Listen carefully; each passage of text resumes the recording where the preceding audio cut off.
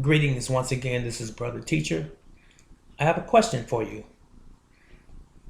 Those of you that have boyfriends, ladies, and those of you guys that have girlfriends, are you really girlfriend and boyfriend? Or are you really married?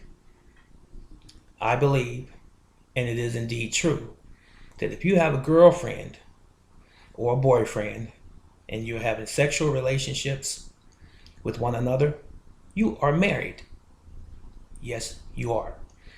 Because if you look at the actual terminology or the expression of boyfriend and girlfriend, you're just basically a boy who has a friend that is a girl, and vice versa.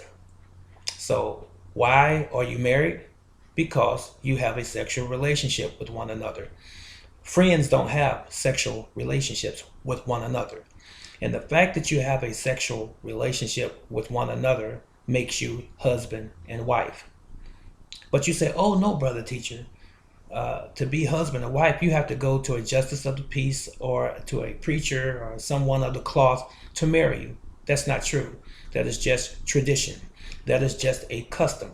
Marriage takes place in your mind first, between two agreeing partners or individuals. You make a decision in your heart and your mind that you want to be with that other person for the rest of your life. And that's what makes you married. And then you carry out the actions of someone who is married. Now, girlfriend and boyfriends who live together, think about that. You're living together. Aren't you living as a married couple would be living together? Now, if you are a boyfriend, girlfriend, and you're having sexual relationships and you're living apart, you're just a married couple that's apart. As long as you're having a sexual relationship with one another, you are indeed married. And let me add this other tidbit too.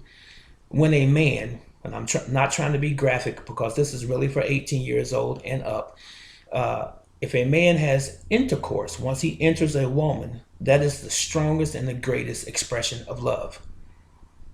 A kiss and a hug is not the greatest expression. It is when you have intercourse. When you have intercourse, that is the bonding glue that makes you husband and wife. And then you could potentially, of course, have a baby or a child as a result. So doesn't that make sense to you?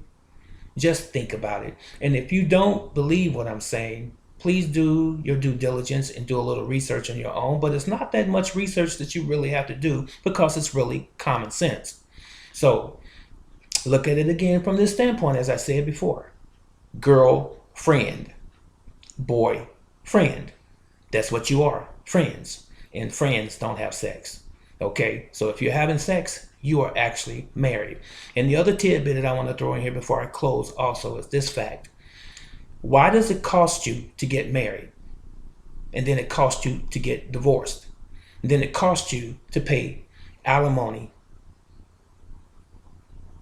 There's a third party, and that third party is the government. Why do you have to have a third party if you're married?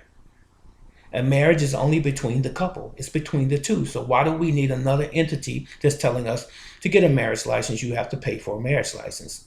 Or to get divorced or separated from each other, you must pay for a divorce. Hundreds and sometimes thousands of dollars, sometimes millions of dollars if you are a high celebrity. So think on these things, ladies and gentlemen, and let me know what your feelings are on this subject in the comment section below. And I'll see you in the next video. So long.